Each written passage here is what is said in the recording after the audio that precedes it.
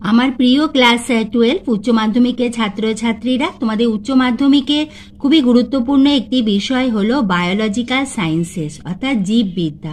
আজ আমি তোমাদের কাছে উচ্চ মাধ্যমিক 2024-এর প্রশ্নপত্র দেখিয়ে খুব সহজভাবে খুব ভালোভাবে বুঝিয়ে দেবো যে তোমাদের কত দাগ নম্বরে কোন ইউনিট থেকে প্রশ্ন আসবে এবং তোমাদের কয়টি প্রশ্নের উত্তর লিখতে হবে।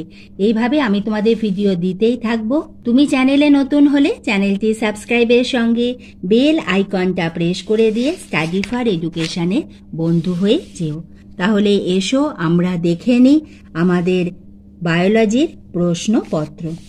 প্রথমে তোমাদের একের দাগে থাকবে এমসিকিউ। প্রতিটি প্রশ্নের বিকল্প উত্তরগুলির মধ্যে থেকে সঠিক উত্তরটি বেছে নিয়ে লেখো। এখানে রয়েছে মোট 14টি এমসিকিউ, প্রতিটি 1 নম্বর করে 14 নাম্বার, 14 মার্কস। এখানে আমাদের যে প্রশ্নগুলি থাকবে তার মধ্যে আমাদের বায়োলজিতে মোট 5টি ইউনিট রয়েছে। প্রথম ইউনিট, এবং আমি অধ্যায় বলছি না, আমি এইগুলো ইউনিট বলছি। তোমাদের প্রথম যে ইউনিটে রয়েছে রিপ্রোডাকশন, সেখান থেকে তোমাদের এমসিকিউ থাকবে মোট 3টি। দ্বিতীয় ইউনিট জেনেটিক্স অ্যান্ড ইভলিউশন, সেখান থেকে তোমাদের এমসিকিউ থাকবে মোট 4টি। এরপরে তোমাদের তৃতীয় unit biology in human welfare, সেখান থেকে তোমাদের এমসিকিউ থাকবে 2টি। তোমাদের 4 নম্বর যে ইউনিট সেটি হলো বায়োটেকনোলজি, সেখান থেকে তোমাদের এমসিকিউ থাকবে মোট 2টি। এবং তোমাদের তোমাদের 5th যে ইউনিট ইকোলজি অ্যান্ড এনভায়রনমেন্ট, সেখান থেকে তোমাদের এমসিকিউ থাকবে মোট 3টি।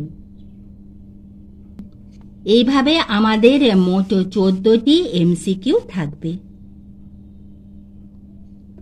এবার এসো দেখে নিই আমাদের দুয়ের দাগে নিম্নলিখিত প্রশ্নগুলির প্রতিটি একটি বাক্যে উত্তর দাও। এখানে আমাদের এসে কিউ প্রশ্নমান 1 প্রশ্ন, মোট 4টি উত্তর লিখতে হবে, প্রতিটি 1 মার্কস করে 4 মার্কস। আমাদের এখানে কয়েকটি প্রশ্নের সঙ্গে অথবা থাকবে এবং কয়েকটি কম্পালসারি। এবার এসো দেখে নিই কোন ইউনিট থেকে কয়টি প্রশ্ন থাকবে। আমাদের প্রথম ইউনিট থেকে 1টি উত্তর লিখতে হবে, দ্বিতীয় ইউনিট থেকে 1টি, তৃতীয় ইউনিট থেকে 1টি এবং পঞ্চম ইউনিট থেকে 1টি প্রশ্নের উত্তর তোমাদের লিখতে হবে। 3 দাগে নিম্নলিখিত প্রশ্নগুলি সংক্ষেপে উত্তর দাও। এখানে আমাদের প্রশ্নমান 2 মার্কসের 5টি প্রশ্নের উত্তর তোমাদের লিখতে হবে। 2 গুণ 5 করে রয়েছে মোট 10 নাম্বার। আমাদের প্রতিটি ইউনিট থেকেই 1টি করে 2 মার্কসের প্রশ্নের উত্তর লিখতে হবে। অর্থাৎ তোমাদের প্রথম ইউনিট থেকে 1টি উত্তর লিখতে হবে, দ্বিতীয় ইউনিট থেকে 1টি, তৃতীয় ইউনিট থেকে 1টি, চতুর্থ ইউনিট থেকে 1টি এবং পঞ্চম ইউনিট থেকেও তোমাদের 1টি প্রশ্নের উত্তর লিখতে হবে। কয়েকটি প্রশ্নের সঙ্গে আমাদের অথবা থাকে, কয়েকটি কম্পালসারি। এবার এসো আমরা দেখে নিই 4 দাগে নিম্নলিখিত প্রশ্নগুলির উত্তর বিকল্প প্রশ্নগুলি লক্ষণীয়। এখানে আমাদের 3 মার্কস, প্রশ্নমান 3-এর 9টি প্রশ্নের উত্তর লিখতে হবে। 3 গুণ 9 করে রয়েছে মোট 27 নম্বর। আমাদের 3 মার্কসের প্রশ্ন তোমাদের ইউনিট 1 থেকে 1টি প্রশ্নের উত্তর লিখতে হবে, দ্বিতীয় ইউনিট থেকে 2টি 3 মার্কসের প্রশ্নের উত্তর লিখতে হবে, তৃতীয় ইউনিট থেকে তোমাদের 3টি 3 মার্কসের প্রশ্নের উত্তর লিখতে হবে, চতুর্থ ইউনিট থেকে 2টি প্রশ্নের উত্তর লিখতে হবে এবং 5 নম্বর ইউনিট থেকে তোমাদের 1টি 3 মার্কসের প্রশ্নের উত্তর লিখতে হবে। তাহলে তোমরা বুঝতে পারলে এইভাবে তোমাদের 3 মার্কসের মোট 9টি প্রশ্নের উত্তর তোমাদের লিখতে হচ্ছে। 9 × 3 করে তোমাদের রয়েছে মোট 27 নম্বর।